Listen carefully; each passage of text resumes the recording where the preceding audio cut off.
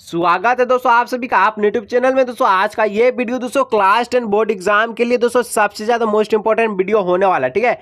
क्योंकि दोस्तों आज के इस वीडियो में हम लोग देखने वाले हैं हिंदी का सबसे ज्यादा most VVI important subjective question, जो कि दोस्तों आपके पिछले बोर्ड एग्जाम में पूछे भी गए हैं और आपका बोर्ड एग्जाम के लिए सबसे ज्यादा मोस्ट इंपॉर्टेंट है, जो कि आपका बोर्ड एग्जाम में डायरेक्ट आपको बोर्ड एग्जाम में देखने को मिलने वाला है। तो दोस्तों वीडियो पर अंत तक बने रहे और जितना भी दोस्तों उनको जरूर शेयर कीजिए और अगर चैनल पर दोस्तों पहली बार आए चैनल को सब्सक्राइब करने के साथ साथ बेल आइकन को जरूर से प्रेस कर लीजिएगा।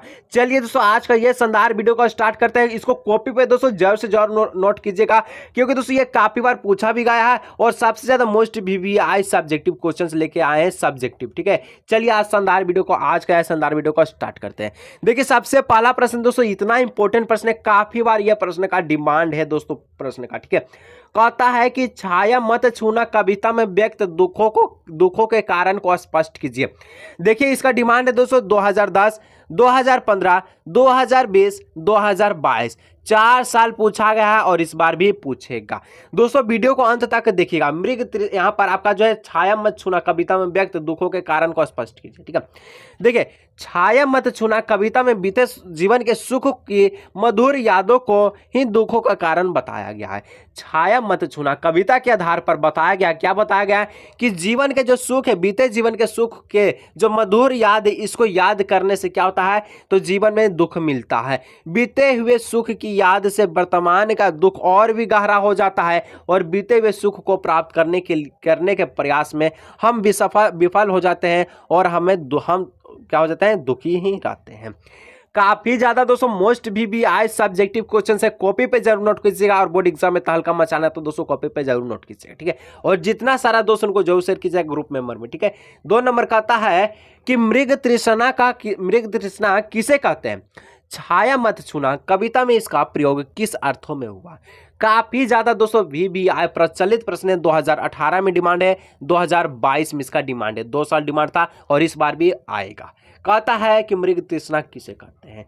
मृग तृष्णा का अर्थ होता है दोस्तों छलावा या भ्रम कह सकते हैं। देखिए शानदार अर्थों में आपको लिखा है, ठीक है। यहां पर इसको काट दीजिएगा, ठीक है। इसको कि गर्मी की चिलचिलाती धूप में जब रेगिस्तान में या दूर सड़क पर पानी के होने का एहसास होता है। गर्मी की चिलचिलाती धूप में जब रेगिस्तान में या दूर सड़क पर पानी होने का क्या होता है एहसास होता है, पर उसके पास पहुंचने पर वह पानी नहीं दिखाई देता, उसे ही हम लोग मृग तृष्णा कहते हैं। साधारण शब्दों में समझे तो अगर मान के चलिए आप प्यास से पूरा तड़प रहे हैं, गर्मी चिलचिलाती धूप में रेगिस्तान में आप घूम रहे हैं और आपको एक जगह पानी दिख रहा है रेगिस्तान में, लेकिन वहां पहुंचने पर रेगिस्तान में पानी नहीं बल्कि जो है रेतीली बालू मिट्टी ही आपको दिखती है। इसको दोस्तों हम लोग कहते हैं मृग तृष्णा यानी कि छलावा। यहाँ मृग तृष्णा का प्रयोग यहाँ पर पूछा, ठीक है। छाया मत छूना कविता में इसका प्रयोग किस अर्थों में हुआ, तो यहाँ मृग तृष्णा का जो प्रयोग है दोस्तों ये जीवन वैभव और धन दौलत के पाने में किया गया है। जो धन दौलत और जीवन को पाने में क्या किया है, किया गया जीवन वैभव को, ठीक है। चलिए 3 नंबर का देख लीजिए प्रश्न, आपके इंतजार कर रहा है, कितना बार पूछा गया है और आपके बोर्ड एग्जाम में इंतजार कर रहा है कि बिस्मिल्लाह खां को शहनाई की मंगल ध्वनि का नायक क्यों कहा गया है। बिस्मिल्लाह खां को शहनाई की मंगल ध्वनि का नायक क्यों कहा गया है। 2010, 2014, 15, 16, 17 नहीं 18, 20 और 22 कितना 1, 2, 3, 4, 5, 6, 7 बरस पूछा है दोस्तों। 7 बरस पूछा है, समझ लीजिए इसका क्या मूल्य होगा। ये प्रश्न का दोस्तों क्या मूल्य होगा आपके बोर्ड एग्जाम के लिए बहुत इंपॉर्टेंट है, ठीक है। देखिए शहनाई बिस्मिल्लाह खां को शहनाई की मंगल ध्वनि क्यों कहते हैं। देखिए लोकगीतों एवं चैती में शहनाई का उल्लेख बार बार मिलता है, यानी कि जो अच्छा गीत है या चैत के सामने दोस्तों क्या होता है शहनाई बजता है, ठीक है। शहनाई को मंगल का प्रवेश से प्रतिष्ठा करने वाला वाद्य यंत्र माना गया है। इसका प्रयोग इन जगहों पर मंगलिक विधि विधानों के अवसर पर ही होता, यानी दोस्तों कोई भी रस्म होता है या कोई भी विधि विधान होता है, कोई भी मंगल कार्य होता है तो शहनाई की जरूरत पड़ती है। और दोस्तों आगे लिखा गया है उस्ताद बिस्मिल्लाह खां शहनाई वादन के क्षेत्र में अद्वितीय स्थान रखते हैं, इसी कारण उन्हें शहनाई की मंगल ध्वनि का नायक कहा जाता है। काफी ज्यादा दोस्तों प्रचलित VVI सब्जेक्टिव प्रश्न के लेकर आए हैं दोस्तों। वीडियो को एक लाइक, चैनल को सब्सक्राइब करने के साथ साथ बेल नोटिफिकेशन कॉल पर प्रेस कर लीजिएगा, ठीक है। 4 नंबर कहता है जॉर्ज पंचम की लाट की नाक को पुनः लगाने के लिए मूर्तिकार ने क्या क्या प्रत्यय यत्न किया, ठीक है। 2016, 2022 2 साल इसका डिमांड था, ठीक है। देखिए जॉर्ज पंचम की नाक जॉर्ज पंचम की लाट की नाक को खोजने के लिए मूर्तिकार ने अनेक प्रयत्न किए। ठीक है, क्या क्या किए? तो उन्होंने सबसे पहले क्या किया, तो उस पत्थर को खोजा, उस पत्थर को खोजने का प्रयत्न किया जिससे वह मूर्ति बनी थी। इसके लिए पहले उसने सरकारी फाइलें ढूंढवाई, फिर भारत के सभी पहाड़ों और पत्थरों की खानों का जो खोज दौरा किया। ठीक है, फिर भारत के सभी महापुरुषों की मूर्तियों का निरीक्षण करने के लिए पूरे देश का दौरा किया। अंत में जीवित व्यक्ति की नाक काटकर जॉर्ज पंचम की मूर्ति पर लगा दिया गया। जॉर्ज पंचम की लाट की नाक को पुनः लगाने के लिए मूर्तिकार ने दोस्तों सबसे पहले उस पत्थर को खोजा जिससे वह मूर्ति बना था जॉर्ज पंचम की। उसके बाद दोस्तों सरकारी फाइलों को ढूंढवाया कि कहाँ से ये पत्थर आया था। फिर उसके बाद क्या किया, तो बहुत सारे भारत के पहाड़ पत्थरों का खानों का दौरा किया, लेकिन पत्थर वैसा नहीं मिला जिससे जॉर्ज पंचम की मूर्ति बनी थी।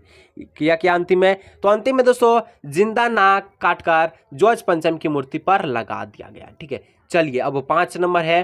क्या कहता है कि लेखिका मन्नू भंडारी के व्यक्तित्व पर किन किन व्यक्तियों का रूप में, देखिए किन किन व्यक्तियों का किस रूप में प्रभाव पड़ा, लिखिए।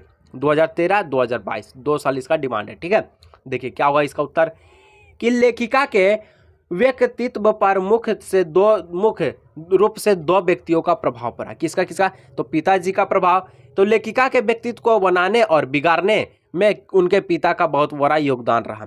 देखिए ये मन्नू भंडारी का बात है दोस्तों, और मन्नू भंडारी को बनाने या बिगाड़ने में उनके पिता का ही बहुत बड़ा रोल था। ठीक है, उन्होंने ही लेखिका के मन में हिंसा की भावना पैदा की, उन्होंने ही उसे शक्ति बनाया, विद्रोही बनाया, उन्होंने ही लेखिका को देश के समाज के प्रति जागरूक बनाया, उसे रसोई और सामान्य घर गृहस्थियों से दूर रखकर एक प्रबुद्ध व्यक्तित्व दिया, और लेखिका देश के प्रति जागरूक बनाने में उनके पिता का ही बहुत बड़ा योगदान था। और दूसरा दोस्तों उनके मन्नू भंडारी के शिक्षिका हिंदी के शिक्षक है जो कि नाम है शीला अग्रवाल। ठीक है, इनका प्रभाव लेखिका को क्रियाशील, क्रांतिकारी और आंदोलनकारी बनाने में उनके हिंदी प्रधानाध्यापिका शीला अग्रवाल का योगदान रहा है।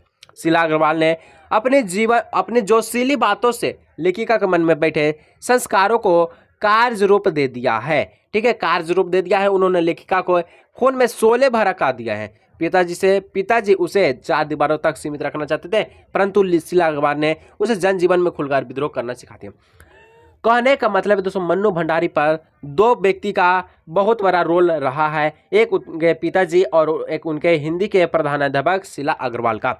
ठीक है, तो इस तरह से दोस्तों अगर आपको अच्छा वीडियो लगता है, अगर आप चाहते हैं कि सर इसी तरह का और भी प्रश्न लेकर आइए जो कि एग्जाम के दृष्टिकोण से सबसे मोस्ट इंपॉर्टेंट है, तो जल्दी से जल्दी कमेंट कीजिएगा, और जो भी सब्जेक्ट का चाहिए दोस्तों जल्दी कमेंट कीजिएगा। मैं आपका इंतजार करूंगा और अगले नेक्स्ट वीडियो में के आप ही का हिसाब से चलने वाला है। चलिए दोस्तों आज का ये वीडियो यहीं रखते हैं, मिलेंगे हम लोग नेक्स्ट वीडियो में।